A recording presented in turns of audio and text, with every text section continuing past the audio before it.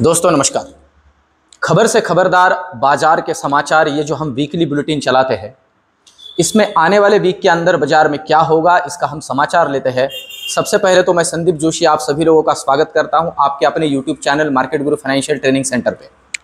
दोस्तों आज के वीडियो में दो तीन बहुत ही ज़्यादा इंपॉर्टेंट बातों पे हम चर्चा करने वाले हैं, जिसमें सबसे पहली बात तो इतने लो विक्स में या इस तरह के गिरते हुए विक्स के अंदर ऑप्शन बायर्स ने किस तरह से काम करना है, किस तरह से काम बनेगा। सबसे पहली बात तो ये हम डिस्कस करेंगे। दूसरा, ओवरऑल ग्लोबल सिनेरियो और अभी मार्केट की दिशा आने वाले दिनों में क्या रह सकती है, इसके बारे में चर्चा करेंगे। और तीसरा सबसे इंपॉर्टेंट पार्ट यहां डिस्कस करेंगे दोस्तों, बजट के पॉइंट ऑफ व्यू से।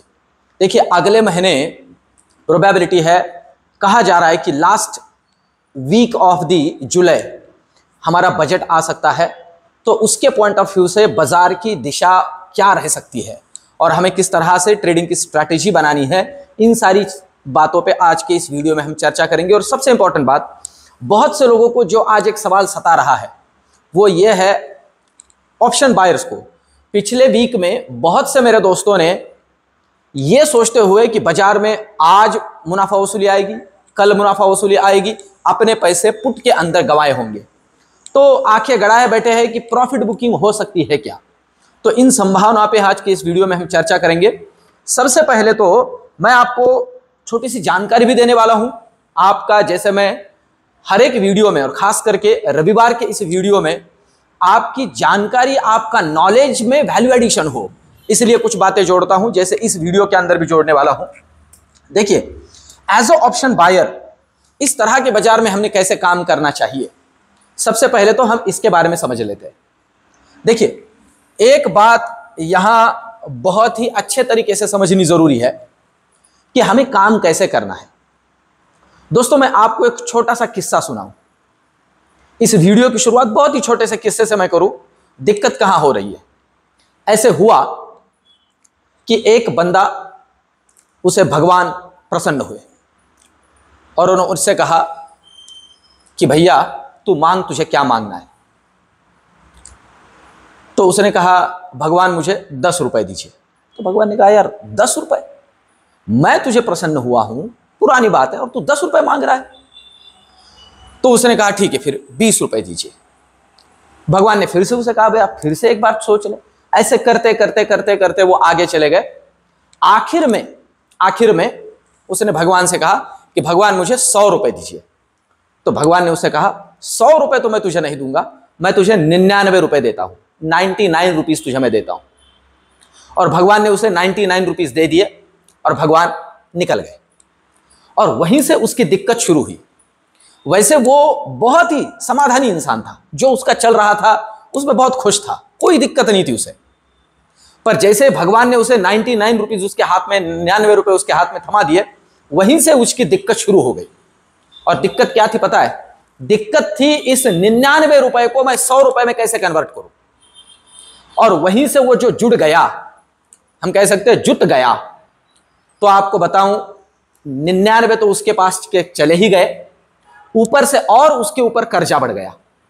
हमारे साथ भी ऑप्शन बायर्स के साथ, खास करके छोटे छोटे ऑप्शन बायर, हम जो 5-50, 1, 1.5 लाख, 2 लाख, 3 लाख लेके आते हैं मार्केट के अंदर, और 10 लॉट, 2 लॉट, 3 लॉट, 5 लॉट में ये सपना देख के कि डेली का कुछ ना कुछ घर लेके जाएंगे, वो 99 के चक्कर में हम हमारे जेब से दे के जाते हैं। ऐसे नहीं कि हम प्रॉफिट में नहीं है, हम प्रॉफिट में होते हैं। जैसे आज मैं मॉर्निंग में 1,500 प्रॉफिट में हूं, पर मेरा मन मुझसे कहता है कि यार एक काम कर, एक ट्रेड कर ले, 2,000 कर ले। ये 99 का चक्कर जो 100 करने के लिए हमें मार्केट के अंदर धकेल देता है, और हम भी डेली उसी में अटकते जाते हैं। और वो 99 के ऊपर 1 रुपया कमाने के नाद में या 1 रुपया कमाने के चक्कर में हम हमारे 99 भी कमा देते हैं, ऊपर से जेब से डाल देते हैं। दोस्तों ये बात ना जिंदगी भर याद रखिए, हमें ये करना ही नहीं है। जितना मिला उतने में समाधान, निकल गए। इसलिए मैं कहता हूं मिला कि भागो, ठीक है। रुकोगे तो भैया अपने जेब से हाथ धो बैठोगे। अब चलते हैं इस पार्ट के तरफ। इसमें 2-3 बातें मैं आपके लिए बहुत काम की जोड़ूंगा। सबसे पहली बात तो आप देख सकते हो, ये लेवल से तकरीबन 32 के आसपास से जो ये विक्स नीचे आ रहा है, तो अभी ये तकरीबन 12.5-13 के आसपास चल रहा है। मैं आपको बताऊं, ये विक्स जो है दोस्तों, इसका नाम ही हमें सिग्निफाई करता है कि ये क्या बताता है। ये समझाता है volatility index. VIX stands for volatility index, मतलब हमारे मार्केट के वोलेटिलिटी का ये इंडेक्स है। अब आपको सबको पता होगा कि ऑप्शन बाइंग कंप्लीटली टिका हुआ है वोलेटिलिटी के ऊपर। अगर बाजार में वोलेटिलिटी नहीं है तो आपका पैसा बनेगा नहीं। सिंपल सी बात है, ऑप्शन बायर का पैसा वोलेटिलिटी नहीं है तो बनेगा ही नहीं। तो फिर करे क्या भैया, हम तो बाजार में आते हैं कुछ कमाने के लिए, और आप देख रहे हो लास्ट वीक में क्या हालत हुई है हमारी, मतलब ऑप्शन बायर्स की। बाजार कहीं जा ही नहीं रहा है। तो ऐसे केस के अंदर हमें करना क्या है दोस्तों, वो भी जवाब मैं इसमें दे देता हूं। ऐसे केस के अंदर बाजार के अंदर हमें करना है स्कैल्पिंग। ये लिखावट समझ में आ रही होगी, थोड़ा सुधार किया है, पर इसमें एक और छोटी सी बात मैं जोड़ दूं। हमें विक्स के लेवल भी मैं बता देता हूं, इन लेवल्स को ध्यान रखिए दोस्तों। 10 से 12 के बीच में, 10 से 12 के बीच में अगर ये विक्स है ना, तो मार्केट रहेगा लेस वोलाटाइल। 10 से 12 के बीच में लेस वोलाटाइल रहेगा। 12 से 15 के बीच में मार्केट वोलाटाइल रहेगा। इसे समझ लीजिए, 12 से 15 के बीच में वोलाटाइल, थोड़ा वोलेटिलिटी रहेगी। 15 के ऊपर और ऊपर 18 तक ये मोर वोलाटाइल रहेगा। और आपको बोलूं 18 के ऊपर ये हाई वोलाटाइल रहेगा। इसका मतलब क्या होता है, जब तक ये नहीं दिखता है हमें, ऑप्शन बायर को एग्रेसिव नहीं होना है। सिंपल सी बात है, इसे पकड़ते हुए काम करना है। और अभी के मार्केट में इस तरह के वीक्स में हमारा दोस्त है स्कैल्पिंग।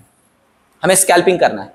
बीच में मैंने एक वीडियो के अंदर एक स्कैल्पिंग की स्ट्रेटेजी दी थी दोस्तों आप लोगों को, मैं एक बार रिपीट कर देता हूं उसे कि हमें करना क्या है। एक सिंपल सा काम हमें करना है। एक तो देखिए, बाजार के कुछ समय आप मार्क कर लीजिए, आपको थोड़ा मूवमेंट मिलेगा, उसमें थोड़ा पैसा बनेगा। मॉर्निंग में 9:30 से 10:15, दोपहर में 11:30 से 12:30, फिर उसके बाद में 1:30 से 2 बजे तक, बस। और इसके बाद में वैसे देखा जाए तो आप 2:45 से 3:15 तक भी कंसिडर कर सकते हो। ये समय के अंदर हमें काम करना है। और क्या काम करना है, सपोज समझ लीजिए 9:30 बजे का 15 मिनट का दूसरा कैंडल, 15 मिनट का मतलब 9:30 बजे का, जो 9:15 से 9:30 वाला 15 मिनट का कैंडल होगा, इसका हाई तोड़ता है तो कॉल में और लो तोड़ता है तो पुट में। सेम 11:30 बजे तक, 11:30 बजे तक जो हाई वाला कैंडल है 15 मिनट वाला, उसका हाई तोड़ता है तो कॉल में, लो तोड़ता है तो पुट में। यह हमें काम करना है। और मैं फिर से कहूं, काम करना है सिर्फ आईटीएम में, मतलब इन द मनी में, और 20 रुपए के प्रीमियम के लिए। मैं फिर से कहूं, 20 रुपए के प्रीमियम के प्रॉफिट के लिए काम करना है। और समय दिया मैंने 1, 2, 3, 4, बस इतने में ही काम करो और 20 रुपए के प्रीमियम के लिए काम करो, प्योर इन द मनी में काम करो। मिलता ही है 90%, 10% फेल्यूर है, ऐसे समझ लीजिए। करके देखिए पेपर ट्रेडिंग, और आने वाले वीक में मुझे आप इसका कमेंट कीजिए कि ये काम कर रहा है कि नहीं। तो ये तो हुआ क्या करना चाहिए, इस पे ध्यान दीजिए। सिंपल सा स्ट्रैटेजी है। 15 मिनट का कैंडल है, हाई तोड़ेगा तो कॉल में काम करेंगे, लो तोड़ेगा तो पुट में काम करेंगे। जब तक हाई या लो तोड़ता नहीं, काम ही नहीं करेंगे, बस बैठे रहेंगे शांति से। ये हुई एक बात। अब चलते हैं नेक्स्ट पार्ट की तरफ। ये तो स्कैल्पिंग करनी है, विक्स को कैसे कंसिडर करना है। अब जो एक सवाल है कि बाजार में प्रॉफिट बुकिंग होगी कि नहीं होगी, तो उसके लिए मैं आपको लेके चलता हूं एक जगह पे, और वो है निफ्टी का एक हिस्टोरिकल चार्ट, काम में आता है। अभी मैंने इलेक्शन के पहले 2019 के इलेक्शन को कंपेयर करते हुए मूवमेंट के बारे में आपको प्रेडिक्ट किया था, मार्केट ने काम किया। अब ये जो आपके सामने चार्ट है दोस्तों, मैं आपको बताऊं, ये है 2022 का बजट, 2022 का बजट। ये देख रहे हो यहां पे, ये जो डॉटेड लाइन है, ये 2022 का 1 फरवरी का बजट का जो दिन था उस दिन की कैंडल है। पर अगर आप देख रहे हो तो उसके पहले का जो वीक है ये मूवमेंट। अब मैंने 2022 का बजट क्यों लिया, आप सबको पता है 2023 का जो बजट था इंटरिम बजट था, तो उसे कंसीडर करना उतना जरूरी नहीं है। 2023 का, सॉरी वो तो ठीक था, 2022 का इसलिए लिया है कि ये इलेक्शन के पहला बजट था, मतलब थोड़ा इसमें कैपेक्स वगैरह सारी चीजों के बारे में ध्यान दिया गया था। फिर भी मूवमेंट आप देखिए, आपके सामने इसका मूवमेंट है। ओवरऑल अगर मूवमेंट की बात की जाए तो एक पीक से ठीक ठाक वाला प्रॉफिट बुकिंग, मुनाफा वसूली, और एक थोड़ा बाद में एक मूवमेंट ऊपर के लिए मिला है। तो अब मेरा क्या कहना है, देखिए ये अगले वीक में नहीं होगा, इस बात को समझ लीजिए। ये अभी जुलाई के एंड वीक में अगर कंसीडर किया जा रहा है, बजट आएगा तो ये जुलाई की बात है कि थोड़ा मूवमेंट मिल सकता है। पर ओवरऑल आने वाले दिनों में बाजार में क्या हो सकता है, तो साइडवेज टू अप मूव की प्रोबेबिलिटी लग रही है, इसे भी समझ लीजिए। अभी के लिए तो साइडवेज टू अप की मूवमेंट की प्रोबेबिलिटी लग रही है, ये मैंने अभी आपके सामने रख दिया। ओवरऑल ग्लोबल मार्केट की बात की जाए तो ग्लोबल मार्केट अच्छा है दोस्तों। अभी हमारा रिसेंटली जो फॉरेक्स रिजर्व का डेटा आया है वो भी लाइफ हाई पे चल रहा है। सारी चीजों को कंसीडर किया जाए तो मार्केट को गिरने के लिए, बड़ा गिरावट करने के लिए कोई रीजन नहीं है। मुझे किसी मेरे स्टूडेंट ने अभी रिसेंटली कॉल किया कि किसी को उन्होंने टेलीग्राम के ऊपर या कहीं पे भी वो रील्स देख लिया कि बाजार के अंदर बहुत बड़ा गिरावट आने वाला है। सारी बकवास बातें होती है दोस्तों, सारी बकवास बातें होती है। मैंने रिसेंटली किसी एक बड़े ऑथर ने कहा था कि अप्रैल के अंदर बाजार के अंदर बहुत बड़ा गिरावट आने वाला है, उसके बारे में भी एक वीडियो। ये सारी बकवास बातें होती है। जब तक कोई बड़ा इवेंट मार्केट के अंदर होता नहीं है, ये सारी बातें कुछ काम की नहीं है। काम का है फैक्ट्स। फैक्ट हमें क्या कह रहे हैं, प्रोबेबिलिटी एक मुनाफा वसूली देखी जा सकती है, पर उसकी भी प्रोबेबिलिटी नेक्स्ट मंथ में है, ये मंथ के अंदर नहीं है जहां तक देखा जा रहा है। पर फिर भी हमें कॉन्सेंट्रेट करना है लेवल्स पे। मैंने कल के वीडियो के अंदर, मतलब फ्राइडे की वीडियो को, शुक्रवार की वीडियो के अंदर लेवल्स दी है। उन लेवल्स को आने वाले वीक के अंदर हमें फॉलो करना है। आने वाले वीक के अंदर उन लेवल्स को फॉलो करना है। ये तो मैंने आपके सामने रख दिया प्रिपरेशन के लिए। और एक चीज इसमें जोड़ दूं दोस्तों, मेरे जितने भी इक्विटी होल्डर्स हैं, इक्विटी मतलब स्टॉक मार्केट के अंदर इन्वेस्टमेंट करने वाले लोग, मार्केट से निकलने की नहीं सोचे, मार्केट के अंदर और जोड़ने की सोचे आने वाले 5 साल के पॉइंट ऑफ व्यू से। मैं फिर से कहूं, देखिए जब गवर्नमेंट इस तरह की होती है तो अब इन्हें डेमोन्स्ट्रेट करना पड़ेगा, आप समझ लीजिए। क्योंकि इन्हें अब समझ में आया है, इन्होंने जिन्हें अंडर एस्टिमेट किया था वो इतने भी नाकारा नहीं है कि उनको इतना ज्यादा अंडर एस्टिमेट करना चाहिए था। आप समझ रहे हो, मतलब यहां से आगे अगर इन्हें कुछ बचा सकता है तो वो है प्रॉपरली आपके मेरे लिए, और जो भी इकोनॉमी के पॉइंट ऑफ व्यू से बेस्ट ऑफ द बेस्ट कर सकते हैं वो सारी चीजें।